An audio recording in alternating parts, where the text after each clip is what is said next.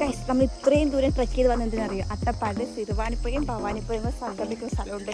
ആ സ്പോട്ടിലേക്കാണ് ഗൈസ്. ഇത് കേരളം, അത് തമിഴ്നാട്.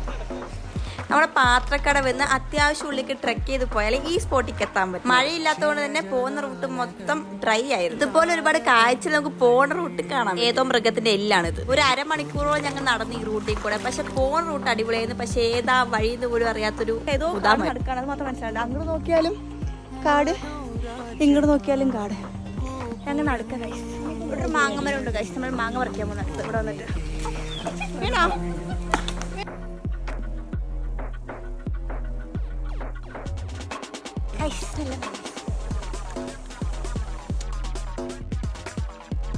കാൽപ്പാടുണ്ട്, ഒരു മാൻ്റെ ലുക്കില്ലേ?